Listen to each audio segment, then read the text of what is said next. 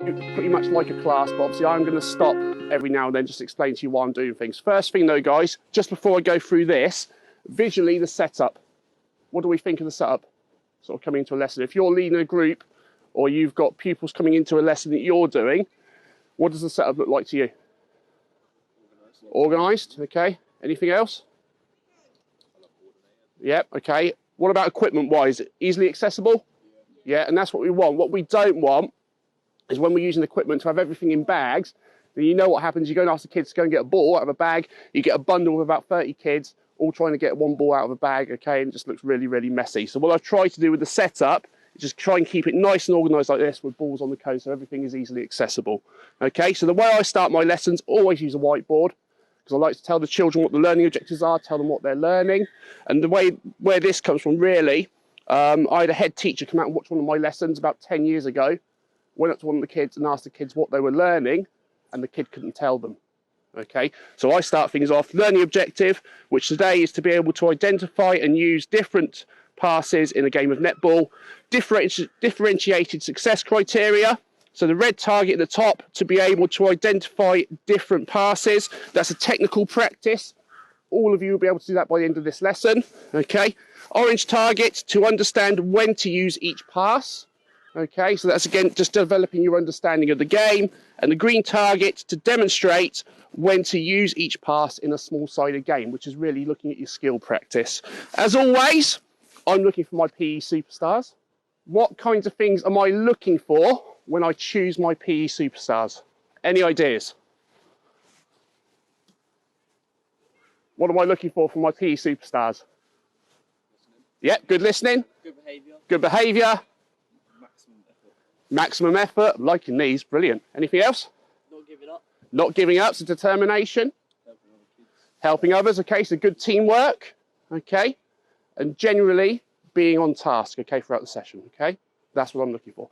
Right, what we're going to do, as a little warm-up, we're going to play a little game of fives. What I'd like you to do, just in this area here, so we're going to use the area between the two lines of balls, can you find yourself a partner, get one ball between two, and just stand facing each other, okay?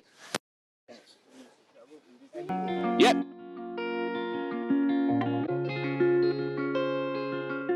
Quick demonstration with Elliot, because he's nice and close to me. So for this little game of fives, all we're going to do is play 5 passes to each other. 1, 2, 3, 4, 5. If you receive the ball after the 5th pass, put the ball in your head. The person without the ball is then going to go and find a new partner. They're then going to play 5 passes. 1, 2, 3, 4, 5. That person puts the ball in their head. We go and find a new partner. Okay? Hands up if you can name me a type of pass you might use in a game of netball. Go on, Archie. Chest pass. Chest pass. Okay, so for this first round, I want to see chest passes be delivered. Okay? Do we all know what a chest pass looks like? Yep. If you don't, just quickly again with Elliot. Chest pass is from the chest to the chest. Okay? Off you go.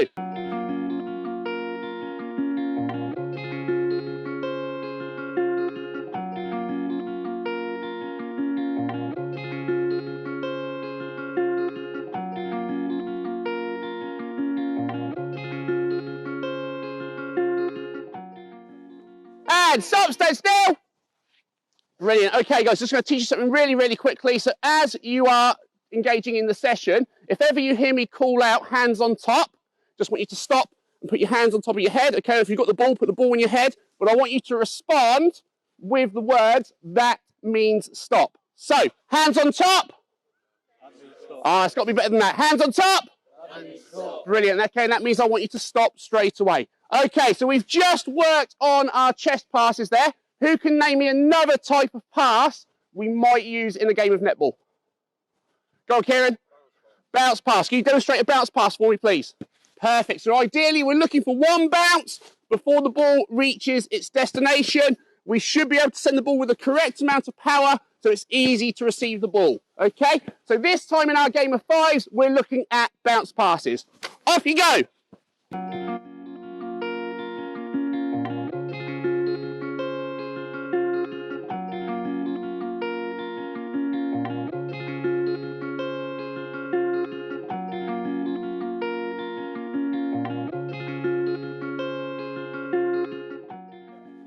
Hands on top.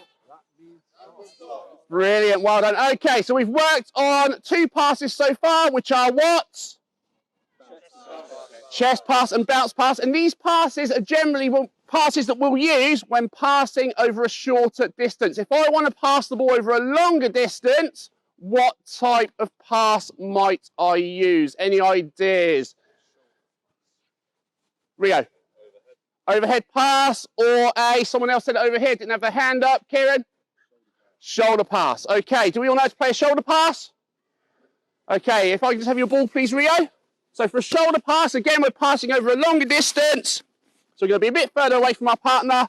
Ball in one hand, just above your shoulder here. If you are struggling to keep the ball in one hand, you bring the other arm across the body, rest the hand on the side of the ball. You're just straightening that arm, sending the ball upwards and forwards. That's a shoulder pass, okay? So next round of 5s, I only want to see shoulder passes. Remember, this time we're going over a longer distance, so don't get too close to your partner. Off you go.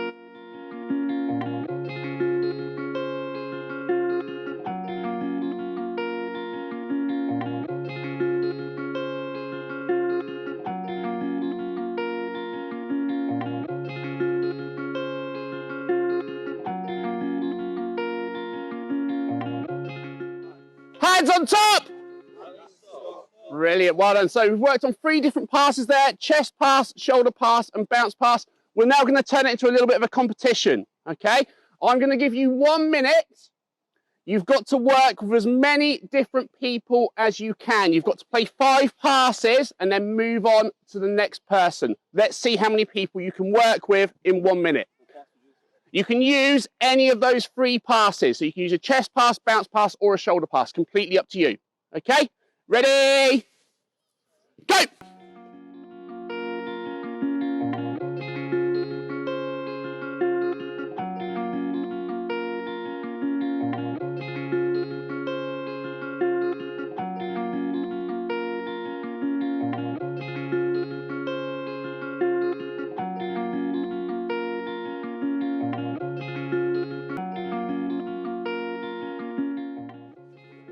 Hands on top! Well done. Okay, raise your hand if in that 1 minute you only managed to work with 1 person, 2 people, 3 people, 4, 5, 6, 7, 8, 9, 10. Does anyone work with more than 10 people? So what was our highest? About 7, I think it was, wasn't it? Who worked with 7 people? 6? Perfect. Okay, give me a little round of applause. Great effort. Fantastic. Right, just going to do a little demonstration with Elliot again, just while he's here. Generally, guys, I wouldn't choose the same person to do the demonstration the whole time. I'd be varying it up, but because Elliot's nice and close to me, I'm just trying to keep the session flowing. I've just gone for Elliot this time. Now, this time, what you're going to do, you're just going to have 1 partner. We're not going to be changing partners at the moment. You're going to stick with the same person, but you're going to have a ball each. And what you're going to try and do is pass the ball to each other at the same time, but you're going to use 2 different types of passes. So it might be I'm going to use a bounce pass and Elliot's going to use a chest pass, and we're going to try and release the ball at the same time, okay? So you're going to do chest pass, I'm going to do bounce pass. Okay, ready? 1, 2, 3, go. 1, 2, 3, go. 1, 2, 3, go. 1, 2, 3, go. 1, 2, 3, go. When I say change, you're going to swap over the type of pass. So I might use a chest pass. Elliot might now use a bounce pass. 1, 2, 3, go. Go. Go. Go. And stop there. Right, give me a little round of applause. Great demonstration. With your partner, grab yourself a spare ball from a cone, and off you go. And change. Change your passes.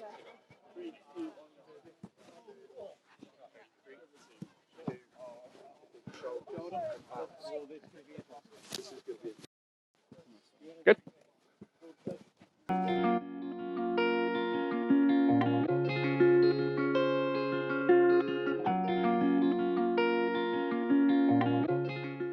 Hands on top.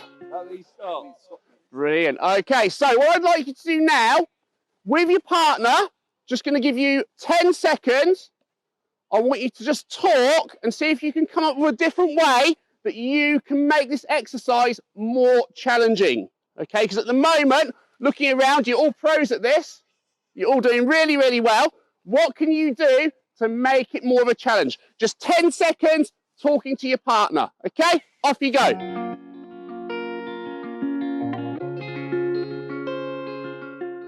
And 5, 4, 3, 2, 1. Okay, and stop there, facing this way. So raise your hand if you would like to share one of the things you come up with to make this activity more of a challenge. Have we got anyone? Yes, Rob? Yeah, so that ball always bounces, this ball is always chest pass. Okay, fantastic. Anything else? Any other ideas on how to make it more challenging, Elliot? So doing the same type of pass. Okay, so maybe trying the same type of pass. You may find you get a lot of collisions with the balls. What about increasing the distance between you and your partner? Could we do that? That might make it more of a challenge. Okay, so whatever you've come up with, just see if you can now implement it to try and make this activity a little bit more challenging. Now, the reason I do this is a little talk for learning activity is so the ideas aren't all coming from me. Okay, so some of the ideas are coming from the children. They get a chance to be creative. Okay, just 2 minutes, try and implement those little changes to make the activity a bit harder. Off you go.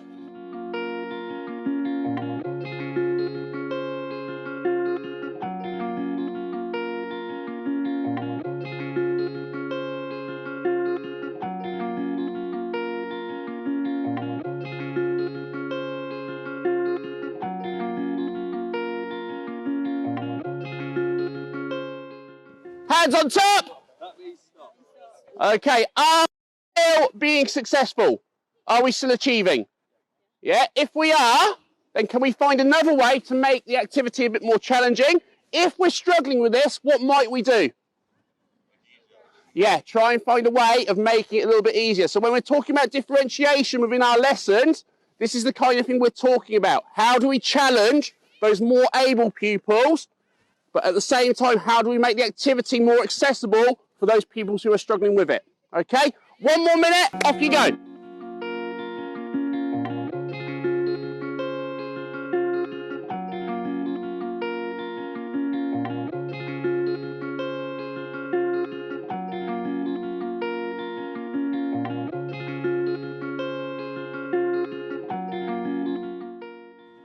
Hands on top. That means stop. Brilliant. Okay, can you place the ball on one of the white or yellow cones close to you and just move across to this white line here for me, please?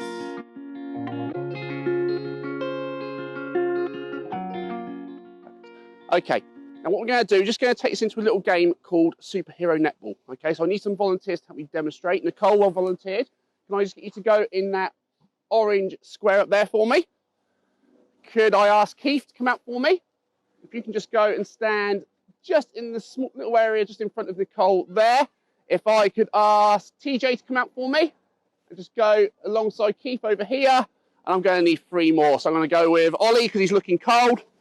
Just here for me. I'm going to go Archie just here. And I'm going to go with Rob in that orange square just there. Okay, so the way we play Superhero Netball is this, okay? Archie and Ollie are on a team with Nicole, all right? What they've got to do is try and pass the ball up the pitch and try and get it to Nicole, okay? They've got to throw it to her. Nicole has to catch that ball and remain inside of that square, okay? At the same time, TJ and Keith are trying to win the ball and then pass it to Rob, okay? Are you allowed to travel with the ball in a game of netball? No, so you're really relying on your partner to try and get into a position to receive the ball.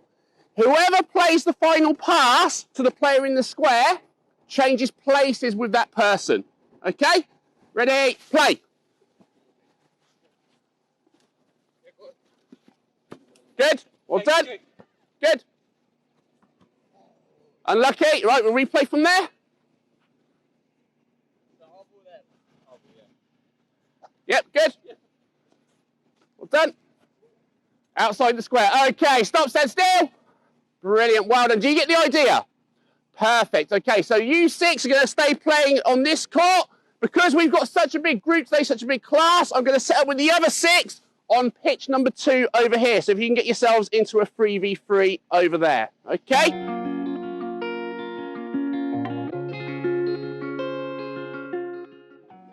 Right, as soon as you're ready, you can play. Off you go.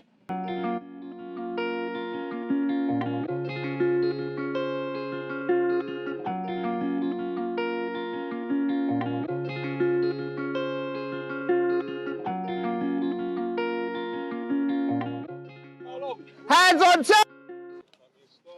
Oh guys, you got any better than that? Hands on top! That's better. Okay, so in a game of high five netball, which is a netball we generally play in primary school, how many seconds am I allowed to hold on to the ball? Nicole? 5 seconds. Anybody got anything different? 4 seconds? Okay, in a game of high five netball, we are allowed to keep holding the ball for 4 seconds. When you go to your secondary schools and you're playing 7-a-side, they take a second away from you. It goes down to 3 seconds, okay? If in your game somebody holds the ball for longer than 4 seconds, possession goes across to the other team, okay? Off you go again, play.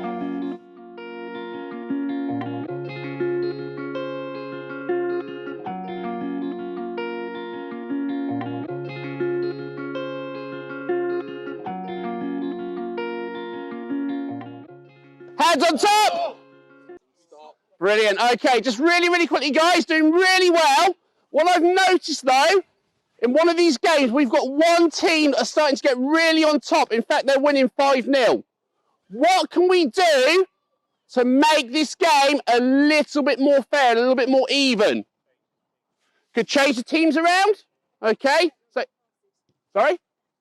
Yeah, we might say they have to put in a certain amount of passes before they can score, okay? If we had more players, we might even create an overload so that one team has more players than the other. We can't do that because of the numbers we've got, but that's what we might do in this situation. So if one team is starting to get on top, switch the teams over.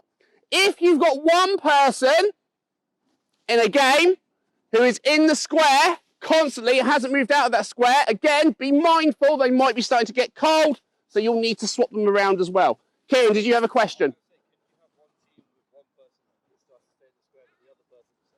Fantastic. Yeah, great question. So if you didn't hear that from Kieran, Kieran's just asked if one person, if one team, maybe that are losing, their person, their target player that's in the square, could come out of the square to make it a 3v2. Yes, you can do that.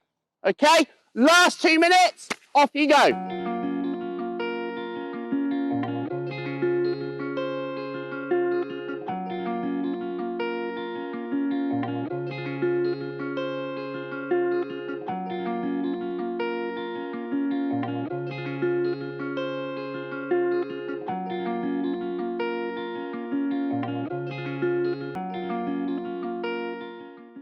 Hands on top.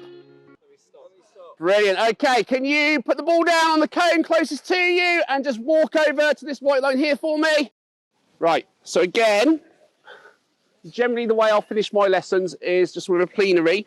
So we'll be revisiting the learning objective and the success criteria, okay, to see where we've got. Okay, and this is where you can bring in a little bit of self-assessment or peer assessment as well, okay? So learning objective was to be able to identify and use different passes in a game of netball, okay?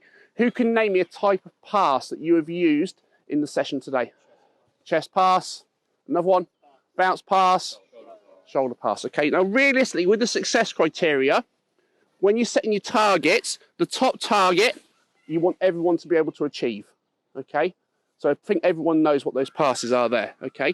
The middle target, to understand when to use each pass. When would you use a shoulder pass? Passing over a longer distance, okay? Chest pass. It's kind of the main pass, isn't it, okay? It's your standard distance, okay? What about a bounce pass?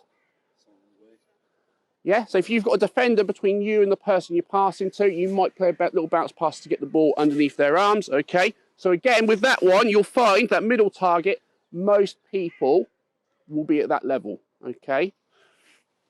Now, the green target, to demonstrate when to use each pass in a small-sided game, okay? Now, this is where you're looking at your top performers, those ones who are working beyond the level that you're at, okay? So you'll have a few in your lessons that are reaching that stage. But the idea is we're trying to build up so that we get more and more pupils at that level.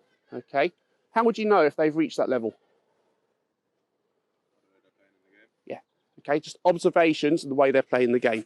As always, PE superstars, I generally will choose one girl, one boy, okay? Or I might ask from each team, they nominate one person from their team who they think was their star player of the day, and they can all have a house point, a dojo, whichever the school awards. Right. Okay. Thank you very much.